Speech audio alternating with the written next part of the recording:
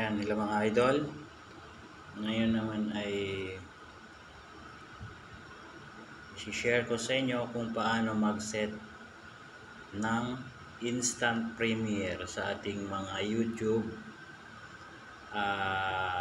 channel or YouTube studio.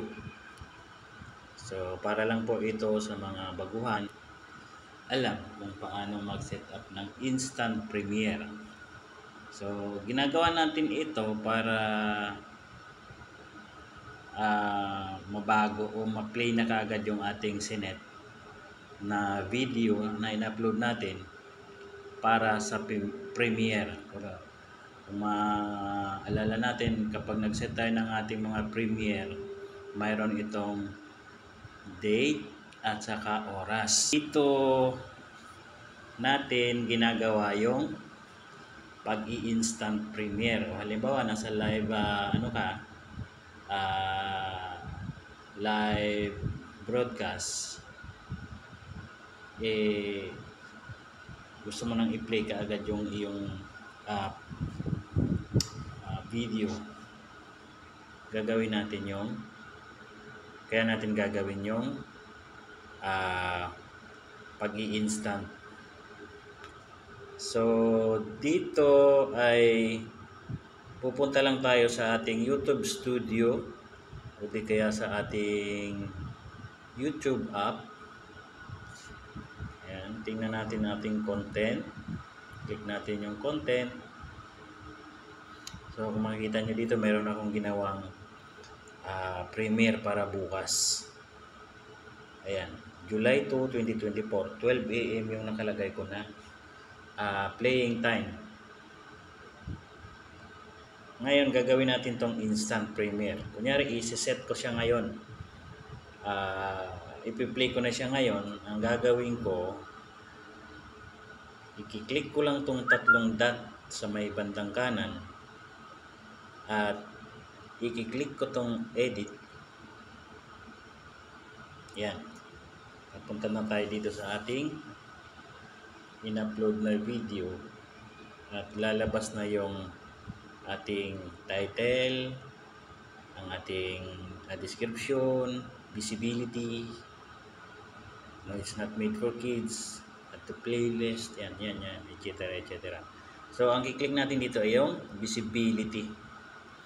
Ngayon, sa makikita natin dito,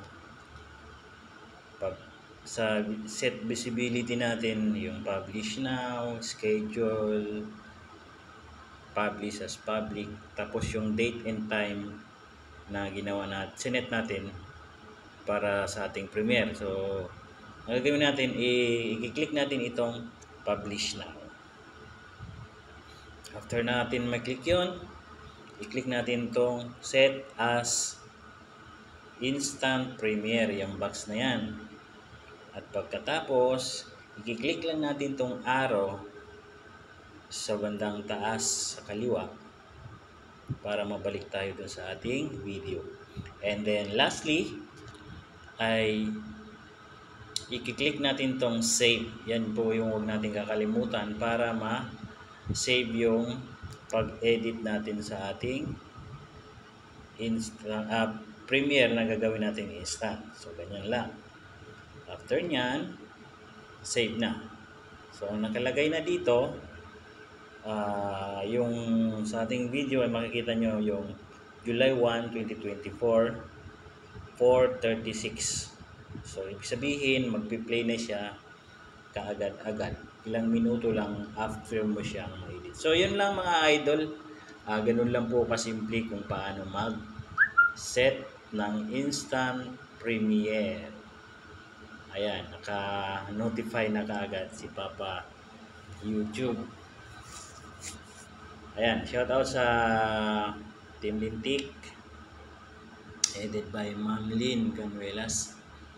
Ayan, thank you so much sa palaging pagsuporta at sa buong Team Lintik, kay Ma'am Selfie Official, kay Boss Kalma Picon, kay Idol Wing Acosta, kay Boss PGA Solo Surveyor, kay Kabayan Roy Linggahan, kay Pukoy Vlog, Amazing Yag Channel, kay Hansi Bium Vlog, kay Anakitas Vlog, Nanay Milos Vlog, kay Lula Linas Vlog,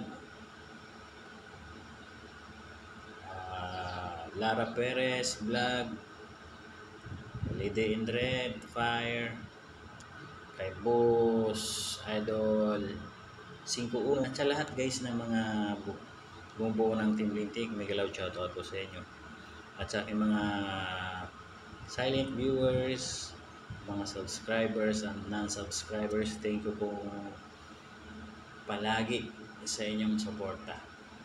God bless and have a nice day everyone. Bye bye.